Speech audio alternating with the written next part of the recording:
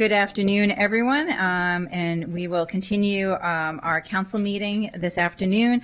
Item number 4 is a public hearing on a resolution to approve the spending affordability guidelines for the FY26 operating budget. As the clerk previously announced, a Government Operations and Fiscal Policy Committee work schedule session is scheduled for February 6, 2025, not January 23rd, 2025. So we're going forward. Those wishing to submit material for the council's consideration should do so by the close of business on January 30th, 2025. We have one registered speaker for this hearing, and that you will have 3 minutes to speak. You will hear a tone when your time is up, and we appreciate you abiding by your allotted time. I have Mr. George Hernandez, who is virtual.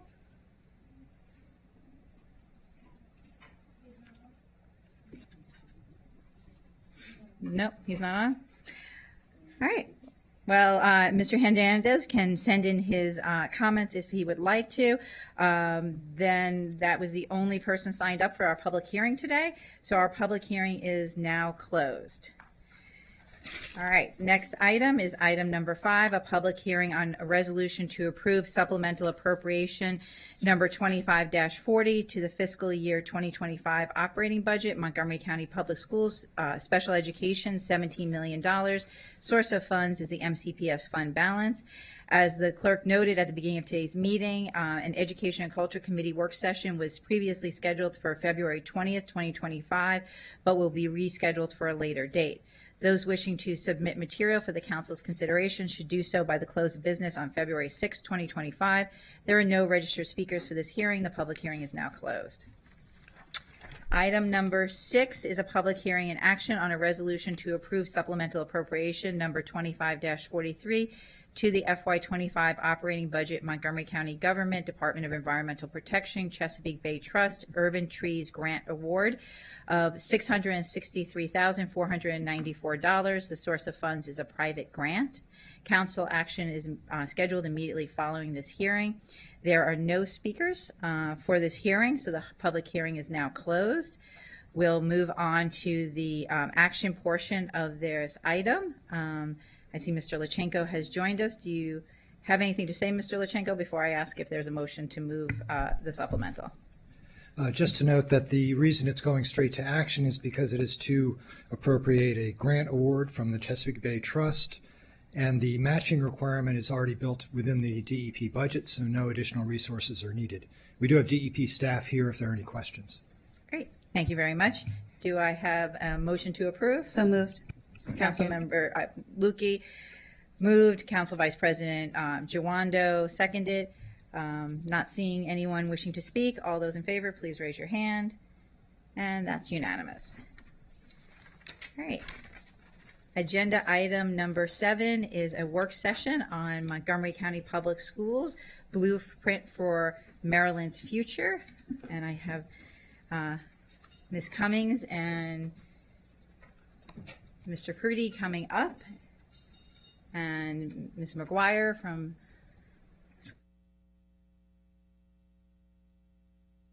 when I get to that, I just want to say thank you to our central staff who have been working on this issue. As folks will remember, this is something that we started back in the fall to take a deep dive into the base budget of MCPS. We had decided as a council to take these deeper dives into the budgets overall, and we started with MCPS because of the large percentage it is of our overall budget. And so this is the third of 3 scheduled meetings that we have on this. And today we are going to go do a deeper dive into the blueprint. And I know we have an excellent report, representatives from MCPS here. We also received yesterday during our state legislation an update on the governor's bill that he's put forward. So there are a lot of moving pieces when it comes to the blueprint right now, the budgets in Annapolis. But I think this is a good opportunity for us here at the council to take a step back, remind ourselves about the blueprint, where we are here in Montgomery County, on the blueprint as we are following things as they develop in Annapolis. Before I turn it over to our great team, I'll see if the Chair of Education and Culture has any words to say. Thank you, Madam President. I won't say much because I think you teed it up well. Just to say thank you to our team and to Ms. McGuire and to the MCPS team. We've had a couple of these blueprint sessions over the years in the Education and Culture Committee to see where we are. We've always been ahead on some markers, or most markers, like teacher pay. It is no total big package like this can be perfect and it can't be done all at once, but it is very important. It's an important North Star, and obviously there are literally concurrent conversations going on in Annapolis about maintaining the commitment here, what that would mean, timelines, funding. It has a big implication on our budget and what we're able to do. So this is, as the Council President said, a good level setting for us to, as we head into budget conversations. So turn it back over to you. Great. I'll turn it over to our staff. I'm not sure who's going to start us off, but go ahead. Thank you, Council President Stewart and Council members. Appreciate the opportunity to present for you today. We have a slide deck for you to take a look at here. We'll review portions of what we'll be talking about as we work through. So our objectives here today are to review, oh, by the way, sorry, I'm Doug Prouty, Senior Legislative Analyst. First time before the council. There you go. Welcome, Thank Doug. you. Thanks. Appreciate it. So we're going to review major revenue sources and expenses from the blueprint for FY26 and beyond. We'll talk about funding formulas, how they have changed and how they may change in the future. We'll be talking about the current legislative session and how that's going to likely have some changes coming in terms of the blueprint, in terms of implementation, and also in terms of funding. Just to remind you of what the blueprint is about. There are 5 pillars for the blueprint. The first one is about early childhood education. It will expand pre-K for all 3- and 4-year-olds in the state when it is complete. It will have a sliding scale for payment for that so that folks who are 300% of the federal poverty level or below will not pay for preschool. Pillar 2 is about high quality and diverse teachers and leaders. Several aspects to this. One is a starting salary of $60,000 across the state that has been met here in Montgomery County 2 years ago. They'll also be doing some Grow Your Own program for school staff to become certificated. That was started here in Montgomery County a number of years ago, with our support staff being able to get free tuition to become certificated employees. And also recruitment for out-of-state educators to come to Maryland and share their expertise. Support for the National Board Certification Program for both the completion of the certificate as well as supplements when it has been completed, and a phased-in program to institute a career ladder. The 4th phase of that is planned to be introduced in July. That will enable some teachers, expert teachers, to become teacher leaders, or lead teachers, I should say, and they will be providing mentoring support to their colleagues as well as tutoring for students. Pillar 3 is college and career readiness. There is a CCR standard that's been established by the state, and the intent is for all 10th graders to meet that standard when this program is fully implemented. Expansion of career programs as well, and pathways for students to reach the standard as well as after the standard to prepare for college and for careers. The 4th pillar is resources for all students. It focused on community schools. We'll give you more information about that in a little bit. And also tutoring for especially special ed students and emerging multilingual learners. And then finally, Pillar 5 is about governance and accountability, establishes the Accountability and Implementation Board, as well as a number of reporting mechanisms for both implementation and for funding for the blueprint. And Kristen's going to take over the next slide. Good afternoon, Kristen Cummings, Legislative Analyst. Today we also wanted to take the opportunity to do a brief overview of blueprint funding, which consists of both state and local contributions. So the table that we have up right now breaks down the funding method and the various components associated with each method. Pre-blueprint, major state funding formulas had been structured to account for relative local wealth on a per pupil basis, and schools had much more general guidelines on how these funds could be utilized. Blueprint really was kind of constructed to ensure that the funding components reach individual schools in order to address some inequities within the system.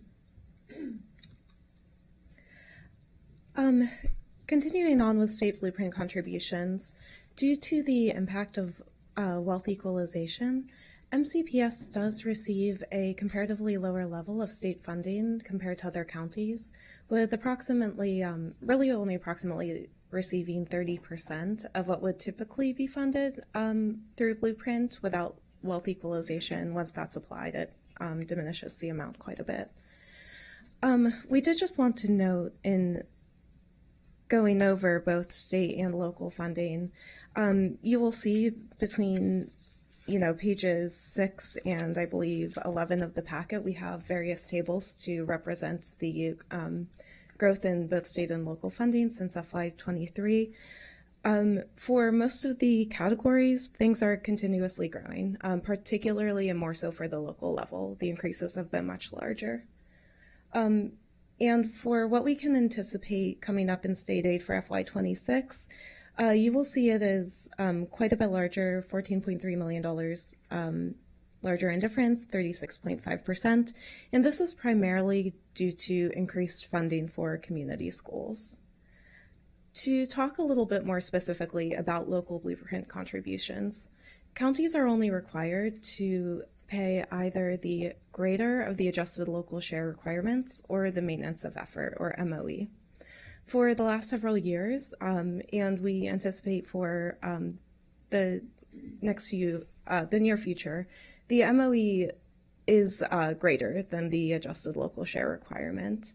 This is, of course, something that's subject to change. It has to do with a variety of factors, including student enrollment, that aren't quite necessarily knowns per year. As we touched on before, the implementation of the Blueprint formula has increased the number of local contribution streams and what those contributions can be used towards.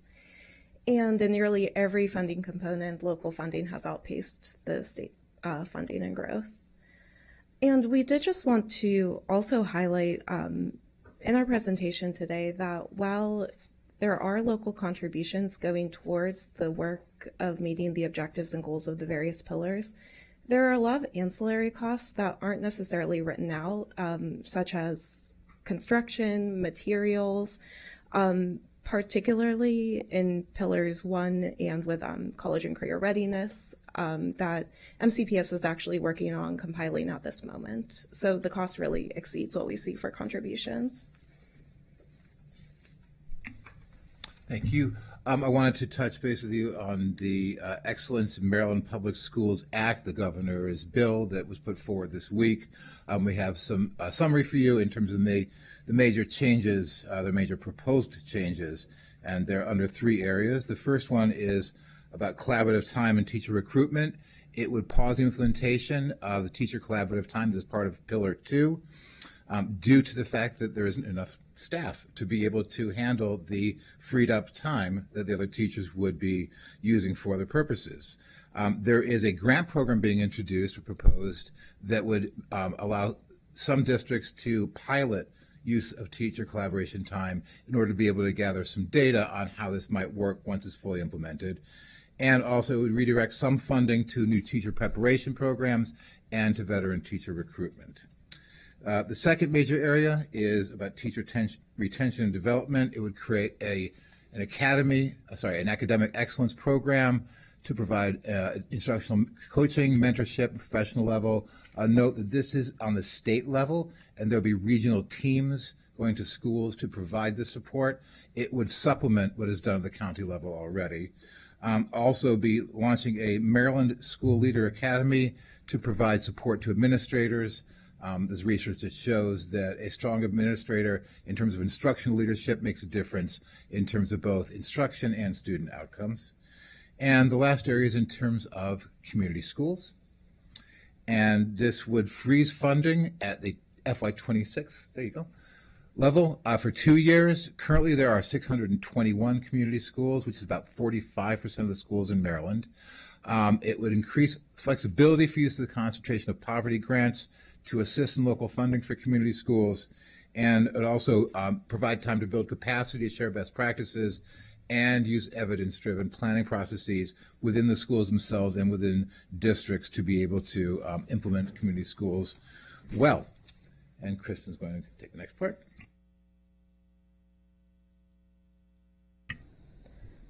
Some additional upcoming factors and events we wanted to flag that may have an influence on Blueprint funding and rollout going forward is flexibility on local requirement costs. So this is actually a joint legislative initiative, or I shouldn't say joint, but rather a shared legislative initiative of both MCPS and the Public School Superintendents Association of Maryland, or PASAM,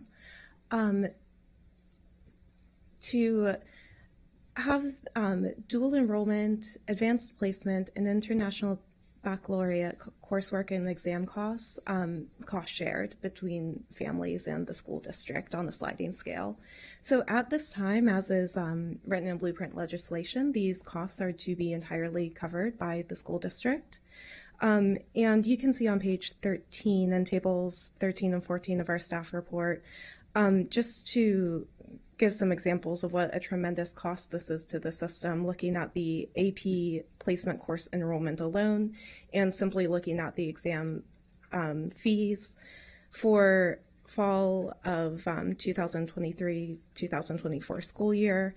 It's coming in at a $4.7 million cost just for exam fees alone, so it's quite massive. So should this initiative be written into Blueprint law going forward, that this would be cost shared on a sliding scale with families, depending on family income, that could really lessen the cost burden on our districts. Something else we wanted to flag is the pre-K sliding scale. Something about Blueprint is that is in the process of conversation and change even as we speak. There are meetings going on and things happening. And on January 14th, the MSDE Education Transformation and Accountability Committee, they introduced a revised pre-K sliding scale methodology. This would create a 5-tier sliding scale for families between 300 and 600% of the federal poverty level, and put a cap on family contributions so that the family share payments do not exceed 7% of the family's annual income. This would ultimately result in increased operational costs for both public and private pre-K providers. Looking forward on a local level into next year, Blueprint was included in the superintendent proposed operating budget, with most of the asked expenditures for initiatives going towards pillars 1, 2, and 3, including an increase of 91.1 FTEs in order to help meet the goals of pillar 1. And finally, as we mentioned earlier, there is a report on the ancillary costs of the Blueprint that is anticipated to be issued later this spring or early summer. And to wrap up, we just wanted to thank the MCPS team for meeting with us regularly, for giving us a lot of really good information and working collaboratively with us throughout this process. So thank you very much for your work. And in particular, Ms. Bakke, for meeting with us on a weekly basis. So thanks very much. Great, thank you for that report. I'll turn now to the MCPS team and see if they have any comments. Thank you. Just very briefly, we want to, of course, express gratitude for the opportunity to be here, and thank you to council staff for that collaborative effort and for a very thorough report. We appreciate that very much. I do want to share regrets from Dr. Taylor, who, of course, would like to be here, but again, a number of pressing commitments, especially this time of year with our budget rollout coming for next week. I'm sorry? And I'm sorry, Board Member Laura Stewart is here with us in the audience as well, so I want to recognize that and appreciate her her joining us today. So we, we do feel, as you mentioned earlier and has been mentioned, that MCPS is making significant progress in the blueprint areas. We are continuing to work across all of the pillars, continuing to work across all the areas of our district to move that forward. Understanding that, as was mentioned, it is very much a moving target and a work in progress, and so we do continue to work with our state partners as well, our legislative partners, MSDE, the administration, to continue to seek clarity so that we are aligned with the ultimate goals of the blueprint. And so, again, we are documenting the ways in which we have those specific identifiable costs that associate with the blueprint, but we do know that there are a variety of other aspects of funding in our budget that support the blueprint or that aren't necessarily easily pulled out. The teacher pay, for example, right? That certainly is an important goal, but not one where the margin can be easily identified. So just to say that part of our work is to really align all of the work of the system and all of the efforts of the system to achieve those goals in alignment with the requirements. Great. Well, thank you so much, and thank you for the collaboration. I'm going to kick us off and then turn it over to Council Vice President Jawando. Could we go back to the slide on the community schools under the governor's proposal? And I don't know who this is a question for, so I'll pose it. But looking at this, and I understand this is moving target at this moment. But if we could take a moment to say where we are on this piece of the blueprint here in Montgomery County, and what does the governor's proposal, what impact we think this could have on us. So good afternoon, Yvonne Alfonso Windsor, Chief Financial Officer. So for next year, we already received our numbers of community schools. So as of right now, this community schools are determined by the state. They're not determined by the local education agencies. The projection is that we're going to be increasing by 22 schools. We had 53 last year, so we're going to have, a total of 75 schools for FY26. The state does provide a lot of funding for community schools. We're projected to get this year an additional $10.7 million for community schools, but it does come with a local share of almost $9 million, to meet the guidelines as stated by the state. So as of right now, with 75 schools, we have 211 schools. So, a large percent of our schools are community schools. All our Title I schools right now are community schools as well. I think, some of the governor's recommendation to pause community schools has to do with determining the outcomes of the students. They haven't been able to evaluate what the outcomes are as a result of the community schools. What impact is having on the academic achievement of the students and mental health supports and so on. So I think that's why his recommendation, to pass community schools is something that is being taken, not negatively 100% by the local LEAs, because we are seeing that we need to understand what the impact of community schools is moving forward.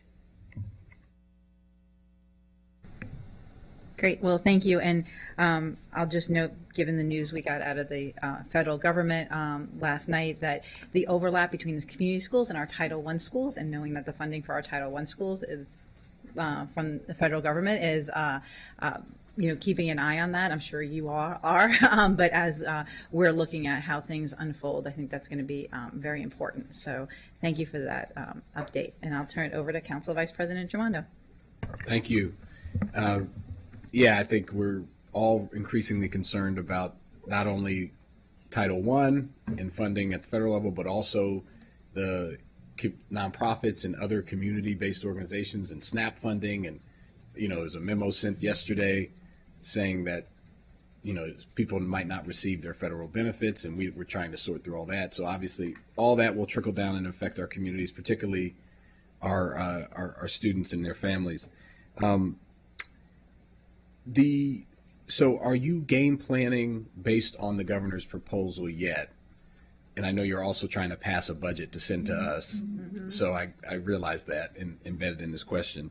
The potential impact of some of the delayed funding on populations like multilingual learners or students that are impacted by poverty and just what that could look like?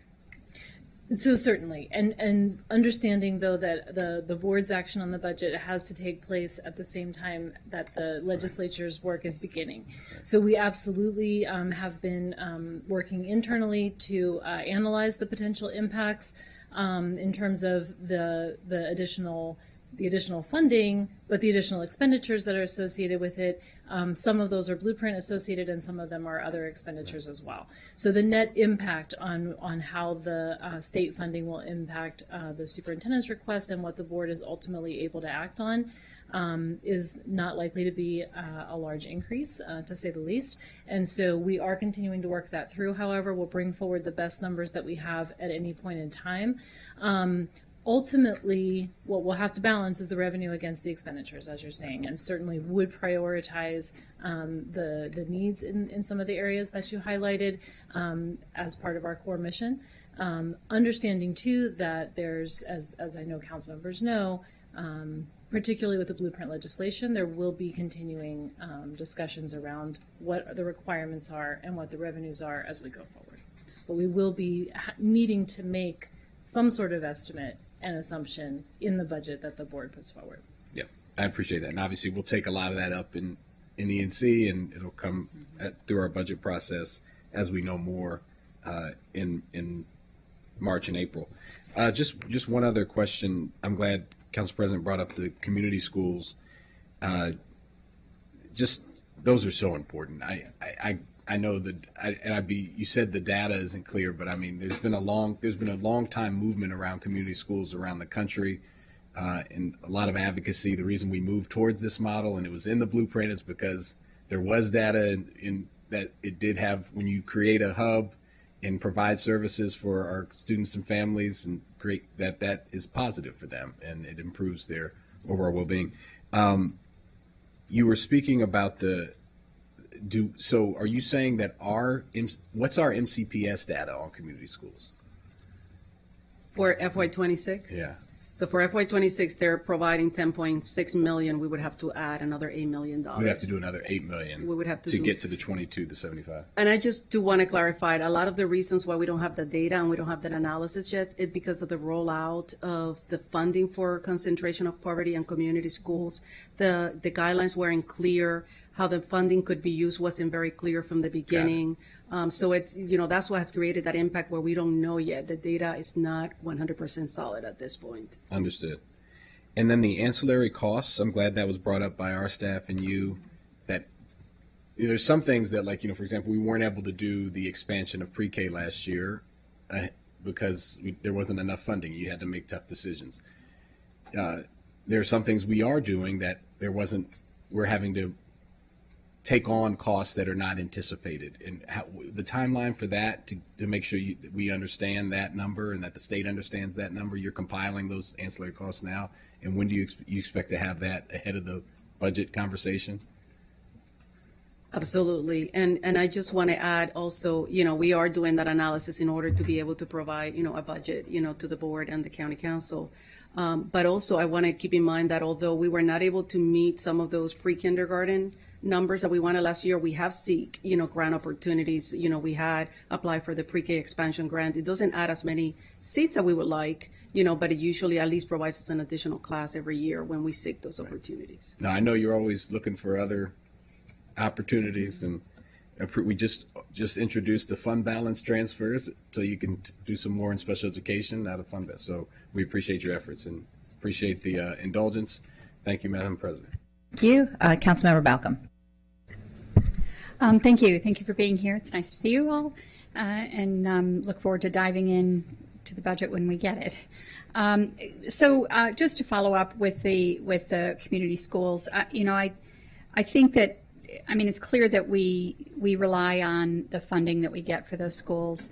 They're so important for the individual communities that they're in. So my concern is that if the funding is going to be flat for that, it doesn't mean that the need's going to increase, and just the cost of everything that is purchased through those community schools, which means that unless we provide more local funding, services are going to go down. So I think that I would be concerned about that. And then from the concentration of poverty grants, I'd like to learn a little bit more about that from the perspective of the flexibility, because that's an area that's always been a problem with Montgomery County, in that while we have significant poverty, it's spread out throughout the county. So will we be able to tap into that more?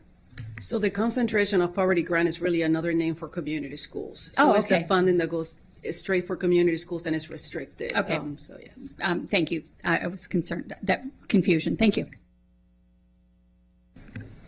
All right, I'm not seeing any other, council, well, now everybody. Maybe it was a little warm in here, people got a little sleepy. All right, we're awake now. I know. Councilmember Friedson. Yes, thank you. As soon as it seemed like this was going to end, everybody jumped in, but people were willing to yield to colleagues until there was nobody to yield to any longer. First of all, thank you, Madam President, for continuing this effort. I really appreciate it. When we had set out on this endeavor to do base budget reviews, and to start with MCPS, which started last year with your partnership, this was the type of thoughtful discussion ahead and in advance of key decisions that we'd have to make that I was hoping for, and I know colleagues shared in that interest. So thank you for that. Thank you to staff, and appreciate the collaboration and coordination between MCPS and council staff to work through this. And welcome to our new faces, and welcome to our new board member, Laura Stewart, who is here watching. I know there are other board members who are watching online as well. We have some real questions of not only what the needs are, but how we're going to fund them and what kind of support we're going to get from the state. That is getting more challenging and more concerning each passing day and week as this legislative session moves forward, in terms of what local governments and local school systems are being expected to take on, potentially on our own. Or without the level of support and help that we have become accustomed over the years. And I'm all for higher expectations, but we also need higher levels of support in order to fulfill them. And we're hearing and seeing even more alarming things coming from the federal government, and that's going to make these issues even more challenging in the classroom and beyond the classroom. And we know that our young people bring the challenges that they have at home into the classroom. And so we're going to have to deal with them one way or another, and they're going to come, unfortunately, with costs. My question specifically on this is whether or not you have disaggregated the data based on farms in terms of dual enrollment, AP, and IP exam fees. We have a number of requirements in Blueprint. I give those as specific examples.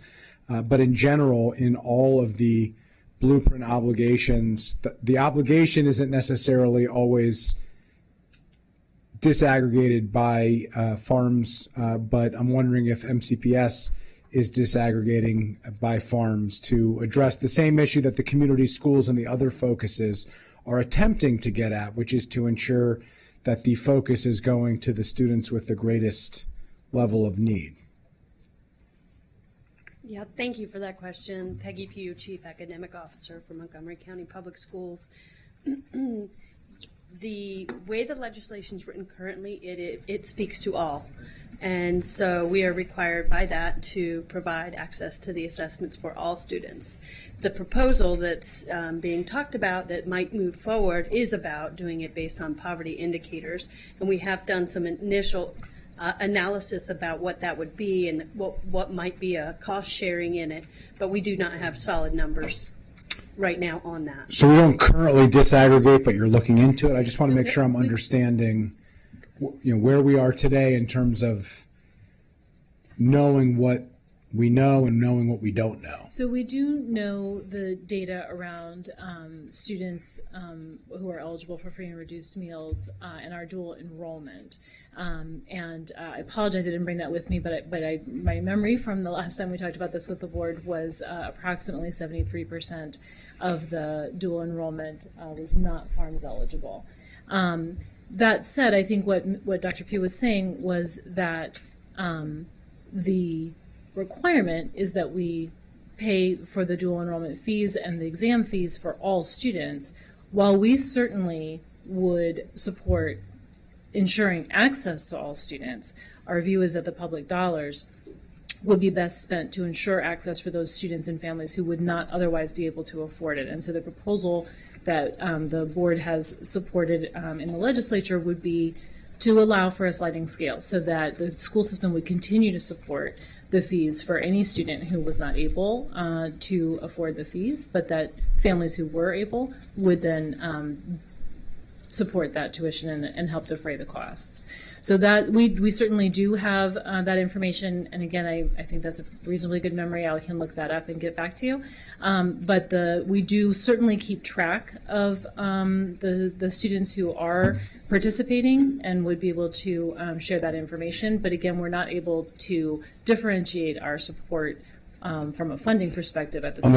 Under the current standards. Correct. And how about AP? You mentioned dual enrollment AP. So you have that data? Okay. We have, so we don't have, short answer, yes. Longer answer, the AP and IB data is very similar to our population, but we can get back to you with those data points as well. And I just want to make sure I'm understanding. It's very similar to the overall population of FARMS rates, or it's very similar to the 27% in To the dual overall enrollment? population of FARMS rates. Okay, so it's more reflective of the student body. It's Yes. pretty proportionate. Okay. I can add that for all AP exams, they're $90 an exam, and we had 55,952 students. AP Capstone is 146 an exam. We had 1,762. And when you break that out, AP is good in that they do have a special cost for those students who receive FARMS. So they're already at a reduced cost of $53 per exam, and we had 6,392 for a total cost of just over $5 million just for AP. IB does not differentiate costs of the exam, so if we wanted to do that, that would have to be something that we would do. Great. If you could share that with us of how you've disaggregated the data, what the cost would be if there was a change, I think it would be helpful for us to understand. I think helpful for us, potentially to be able to have these ongoing conversations with state partners as well to figure out how do we address some of these challenges and do it in a way that ensures that the greatest impacts are being received by those with the greatest needs. I'll yield back. Thank you. Councilmember Lukey. Thank you. In our community schools, what percentage of services provided in the schools? Because obviously education's the main goal, but there are other things that are provided within those schools that are not instructional based, right? And they're there to help support the students in a more well-rounded way. But what percentage of the services within our community schools would fall under our HHS budget? I can start, and so I'm not sure the exact percentage. But when it comes to community schools, the funding that we received has to be used for wraparound services mostly. Cannot be used for, and they're changing some of those guidelines to really help with that academic achievement portion of it. I know right now that one of the requirements of the community schools is a nurse, right, at the school to support the school. In the last few years, we have contracted with DHHS for those nurses. The cost keeps decreasing because DHHS is absorbing some of the cost by providing some of their nurses to the schools. So we can get that data for you, how many of the nurses are provided by DHHS and how much we still have to contract out, because obviously, there's a need that they don't have enough staff, for all those nurses. But that's the bulk of it. And we can get back to you with those percentages and exactly how many schools there are providing nurses for. Yeah, I think, especially there are a bunch of things that there are overlap between both our school system budget and our HHS budget. And, as noted by my colleagues previously, there's a lot going on and a lot of complexity to what we're going to be doing forward. But it's extra helpful to know where those bright lines or distinctions are between which budget it falls under and where we need to make sure we're allocating the resources to take care of particular functions. And following up on Councilmember Friedson's questions about dual enrollment, IB and AP, and farms status and participation, and I appreciate and I know this has been a challenge for local school systems to cover all those costs. But I know, and I've raised this in other discussions with MCPS, the dual enrollment participation rates. Because as a county, our participation is pretty low still compared to other jurisdictions for dual enrollment. And so we have 1,000, well, the state's report, the most recent report, is the 2022-2023 academic year. And so the total Montgomery County dual enrollment number is 1,804 students, which is 3.37% of our students, whereas the statewide average is 8.25%. Howard County's is 14.38% and Frederick's is 18.12% participation.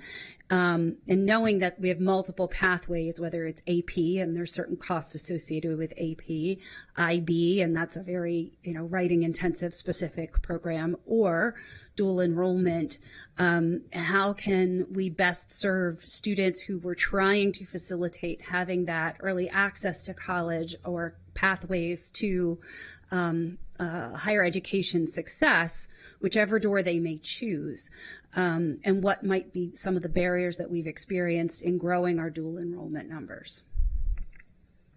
I'm happy to start with that.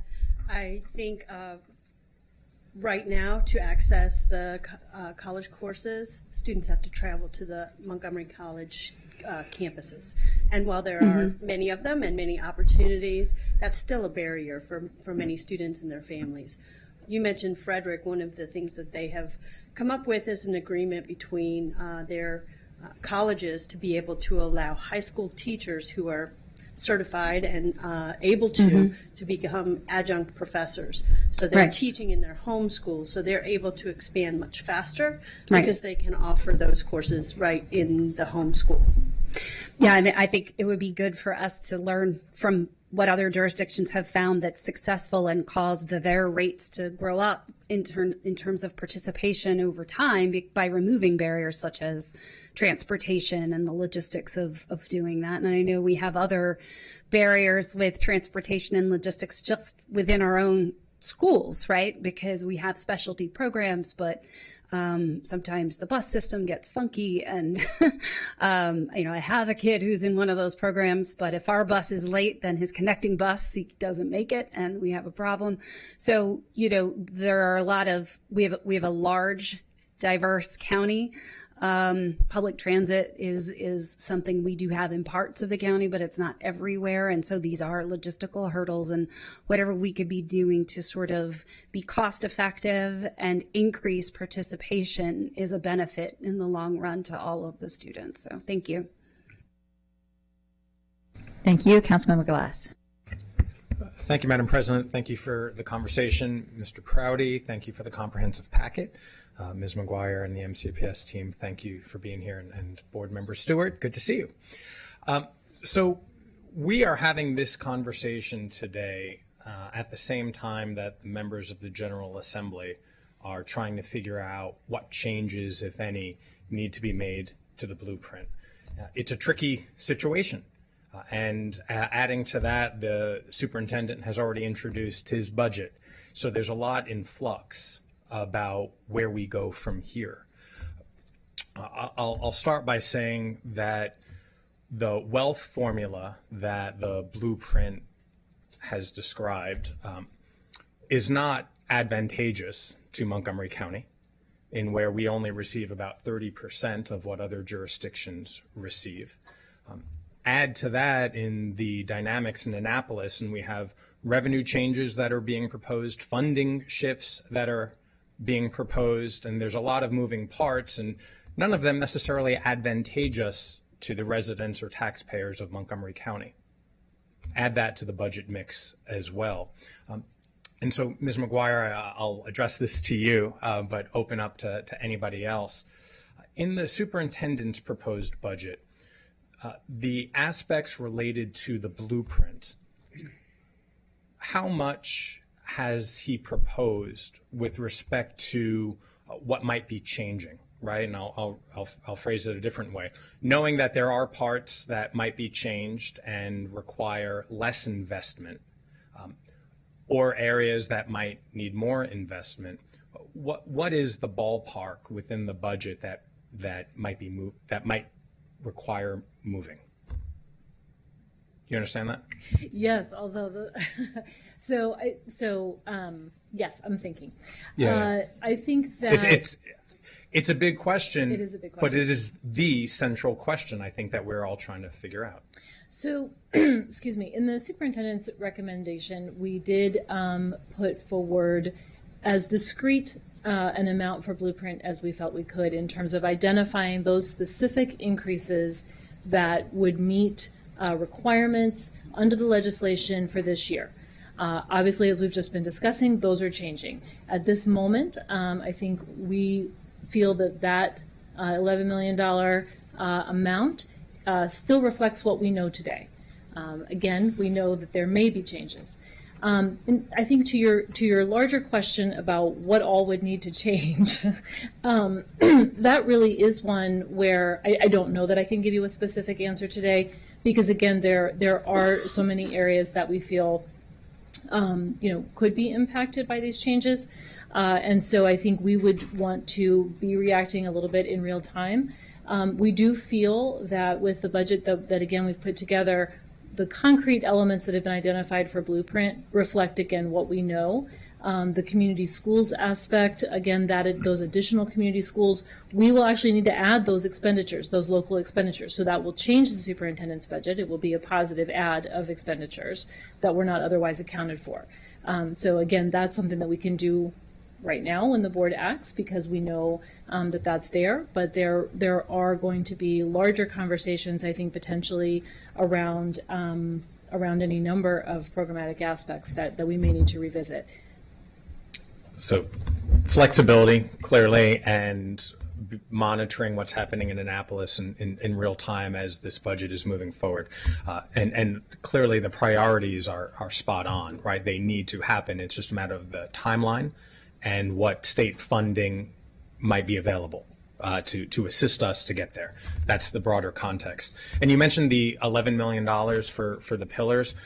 I had read that the $11 million was added to FY26, but I had also read that there was $30 million toward. Can you discuss the difference between the two? So we have compiled nearly 40 million, actually 39 million of what we are anticipating are our base elements that are ongoing. So for example, cumulatively in the budget right now in FY25, that directly support Blueprint requirements. And again, as we've been discussing, the full amount of funding in the MCPS budget that supports Blueprint, that is aligned with Blueprint, or that isn't necessarily easily discerned, would be larger than that. So that $39 million, and am I right on that number? Thank you, is again the current base. The 11 million is the amount that we anticipate needs to be added in FY26 to that base to again meet the requirements in the coming year. Thank you. That's helpful. And again, just for context, recognizing that the timelines might change, we've already hit some benchmarks, which are really important, that other counties and school districts have not yet met. And I think the most important one is the fact that we've achieved the $10,000 salary increase for our teachers, and an additional $7,000 increase for educators in low-performing schools. We're ahead of the curve there. That's wonderful, right?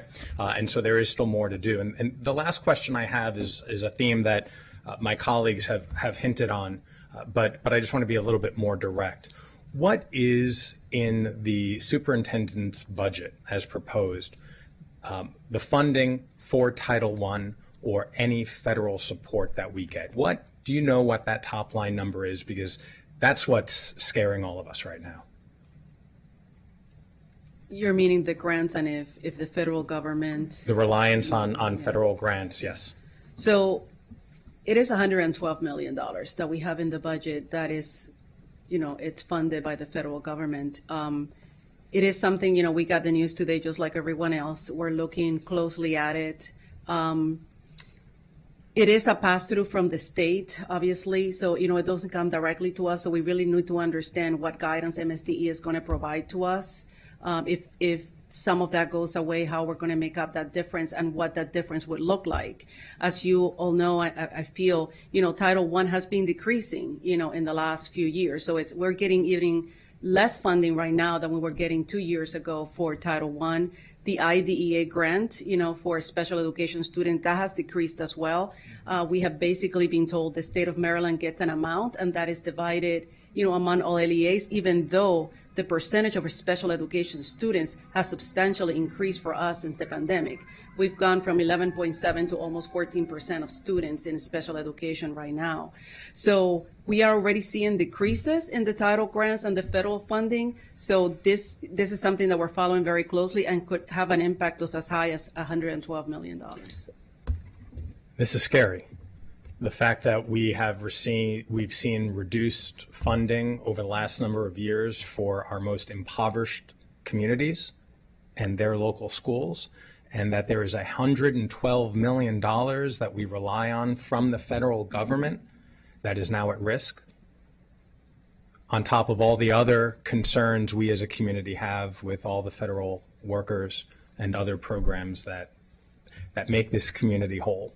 And so there's a lot of bouncing balls that we are juggling and will be following. And I know that while the county executive, the school board needs to deliberate on the superintendent's budget, and then the county executive will work on his budget. Ultimately, this is going to be a roller coaster between now and when the final budget is approved at the end of May. And we're going to be looking at Annapolis and on Capitol Hill to figure out how we keep our students safe and keep our schools the best that they can be. So thank you for your work, and we'll be in close contact. Thank you, Madam President. Thank you, Councilmember Albornoz. Thank you, Madam President. Appreciate the comments and questions from colleagues. So I want to start with a point of privilege since we've got our friends here from MCPS, and just acknowledging and thanking you on your leadership on the communication you've shown on the immigration issues. You've been a model for the entire state, and I can tell you that I've been on a lot of calls, like I'm sure all of us have been on calls, and it's a model for the entire country to follow. So thank you for that. No surprise, great leadership. So I had the opportunity, along with a number of colleagues, to attend the Winter Maryland Association of Counties Conference in December, and the breakout session on the blueprint was literally standing room only. I mean, this has generated a lot of conversation, a lot of anxiety, a lot of anxiousness, particularly from the smaller counties who feel that, this is a one-size-fits-all approach and is not really working for them. And I think there's an acknowledgement by the folks who have put this together that there need to be adjustments that are made given the evolution of where we are as a community and the new data points, the new administration that's come in. So we do expect there to be adjustments.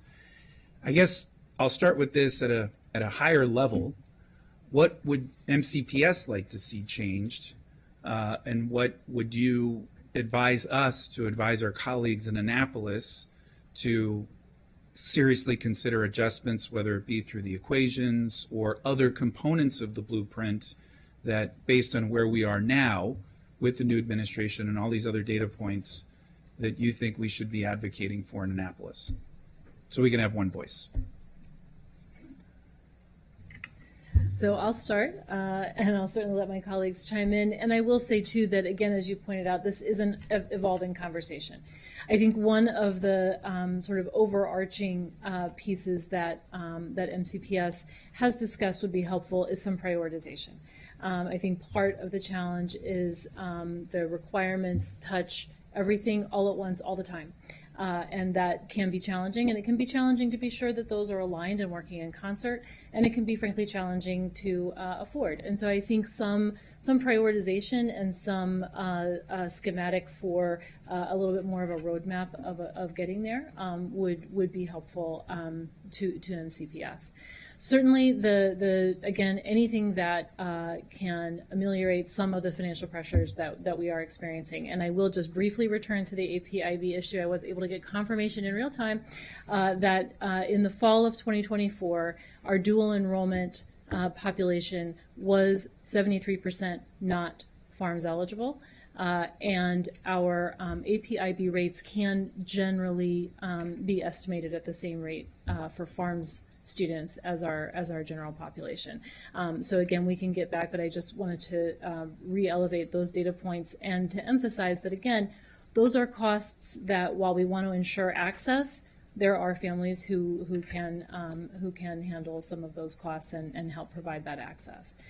So I think the other area that we all believe very strongly in is early childhood, but again, that is outside of the K-12 space. It's outside of the K-12 funding, and so all of the ancillary costs and pieces that go with that are also challenging, and not certainly to back away from that commitment, but just to say that the financial aspects of that commitment are ones that perhaps would be helpful to be looked at. I don't know if there are more specifics that my colleagues would add. Janine Backey, Director, Division of Blueprint for Maryland's Future.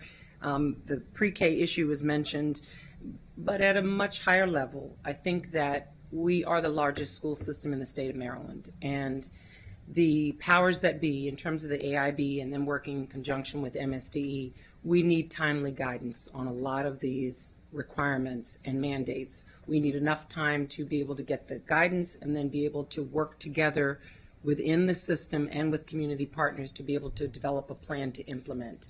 So I think the way that the pre-K plans have been rolled out, it wasn't really clear about some of the tiers and who was eligible. Then they retracted that for a year. I think that we didn't really, there wasn't baseline data collected about the status of childcare. And so there were some percentages put out about a mixed delivery system, yet many of our community providers were really left without the resources to be able to have implementation of the blueprint or access blueprint. And I think that we, as a county, we're really strong in terms of providing through HHS and other means lots of support for our providers. But at the state level, we really need more support if we're going to be able to truly have a mixed delivery system, allow more parents and folks to enter the workforce and be able to give more parent choice. So I think that's certainly an area that they need to sort of reinforce the supports that are there. And also give us some guidance. They just rolled out this guidance about sliding scale about a week ago, and in the presentation it says this will be very easy for school systems to be able to implement. And so when you are collecting information about free and reduced meals, the parent completes a form and submits it. A very small percentage of those families are asked to provide their income verification and documentation. Whereas for pre-K and Head Start, each individual family, we have to screen according to the state requirements to look at all of their W-2s or forms or sources of income. And it's a very time-consuming process. And it's a good process in that we are also able to screen the families and determine if they're eligible for other county services so we can refer them to the county for anything else that they're eligible for.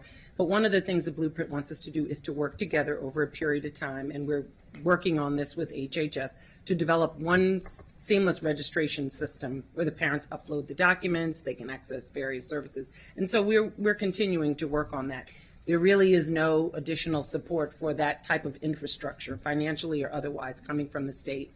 So they've just rolled out this guidance about sliding scale that they're looking for systems to be able to implement next year. Well, we're starting our enrollment process in March. We've been recruiting families all year. So in order to put a system in place like that, where you're collecting funds from families and it really takes some months to do that. It takes multiple offices to roll out pre-K. So I think those are some of the challenges. We need timely guidance, and we need guidance that's really been developed by folks who have experience working in school systems and working with some of the community partners, because some of our child care partners are really struggling. The infrastructure on the Excels and the accreditation program, they really need more support. And it really wasn't developed keeping in mind what the baseline data was there. I think we need more time to develop our career ladder plans. There are certain aspects of the plans that the AIB is dictating. This part must be negotiated. You must have this part. But the systems are very different. Not all the job descriptions are like. It's almost as if we're given a one-size-fits-all and you sort of make it fit. Well, we need to give it our best thinking. We need to think about, the research-based practices that we've had in place with working with our teachers and our evaluation systems. So to just kind of push out these arbitrary dates and then the guidance comes out a month before. I think for levels 1 through 3, we got the final guidance about a month before the plan was due. And it doesn't give us enough time really work with our partners and to give it our best thinking. So I think we need more time, we need more accurate guidance. And then I think that there have been some calls for us to look at the National Board certification. And so they're using it as a standard and as a measure of teacher effectiveness, but there have been some calls to for us to look at what the outcomes are. Do we have any long-term outcomes that they can point to for highly impacted students, that National Board certified teachers are able to achieve greater outcomes for those students? So maybe it's time for us to sort of take a little bit of a step back and analyze the impact of some of these really high cost items that are included as part of the blueprint. But the overarching guidance issue is really across the board for all 5 of the pillars. It's where we're working to keep up with these deadlines, and they're happening all at the same time, whereas previous bills like the Bridge to Excellence Act, it focused on pre-K and kindergarten. It was really focused in one particular area, whereas this is, you can have 8 to 10 things happening at one time across all areas of the blueprint, and there's not much flexibility there. So, we are leading the state in many different areas, and we try to work along with the other LEAs to share feedback to the state about these are all the possible scenarios that could happen based on this guidance. This is what our student population looks like and how we can best meet their needs. So we need some flexibility as well in being able to do that. And if we're going to continue to work with our community partners, especially childcare, there's got to be some more supports at the state level to help them to be able to build capacity and to be able to actually operate a small proprietary business in some instances and have success with the blueprint. So I'd say that. Thank you. I would just add briefly, very much appreciate the interest in a shared voice and shared discussions. And as you said, and as we've all been saying, there is going to be a lot of movement. And I know the board would be as well. So we're happy to kind of consolidate some of this feedback and share so that all of the partners can be speaking together. Thank you. And I do, we have discussed this multiple times to the Education and Culture Committee. I appreciate Chair Jawandra's leadership on that. I love that we're discussing this as a full council because we've all expressed interest in this in different ways. So there is a lot to follow up on. Just want to make one point and then one final question. So I appreciate the example of the partnership with HHS, because one of the other things that I heard at this MACO conference was a frustration by a number of jurisdictions that it doesn't take into account the other ways that counties are providing support to families in the class, students in the classroom and their families. I mean, this, of course, linkages, wellness centers. I mean, there's a lot that we're doing in the behavioral health space, Department of Recreation. I mean, there's a lot we're doing in many ways to support our students that's really isn't taken into account and isn't quantified in some way. So, this is everything in the kitchen sink that's sort of within your all's control, but it doesn't paint the whole picture, and I think that's important to just note. And as we go through the budget process, will once again be particularly important. Final question, it's under Pillar 4, it talks about the establishment of a work group on multilingual learners, with such a high percentage in MCPS and the challenges that we know we're facing in a myriad of different ways. Could you just talk a little bit about what that work group looks like at MCPS? Because I haven't had the opportunity to learn very much about that work so far, and I'm just personally curious about it. He's looking, sorry. Yeah. So I'm reading the line because it's interesting. They require an emergent multilingual coordinator, which for us, we have parent community coordinators, Right. we have an emergent multilingual office, we have an international enrollment office, and so there are a lot of services that are provided to students and their families here. So in answer to your question, there are multiple venues for doing these work groups based upon who they're serving at that point. So our biggest would be our international enrollment office, right? They see thousands of families and help them navigate the system, navigate what benefits are available to them through the county as well as through the school system. And so I think for us, the work group focus needs to shift to include the academic outcomes for that population of students. And I think what you'll see in the superintendent's proposed budget is an associate superintendent in the chief academics office that will focus on emergent multilingual learners, and then have alignment with where that work is happening with the international enrollment system. So I think more to come on that, much more work to do. It's a significant group of our students that we need to serve, and we need to learn to serve better, and we need more ELD teachers, more resources there to be able to do some of the things that we know are the best practice to support students and teachers. Thank you. I appreciate that. I will just add to that there is a state level committee that is looking at emergent multilingual learners, and they are looking at best research practices and sharing that feedback with all of the school systems in the state. And there's an expectation that school systems will be aligned with the best practices and research statewide for EML students. And then the blueprint also is looking at gathering data. As we complete our annual reports to the state, they also are kind of monitoring the progress of emergent multilingual learners as well as students with disabilities. Thank you. Super helpful. Madam President, I yield back to you.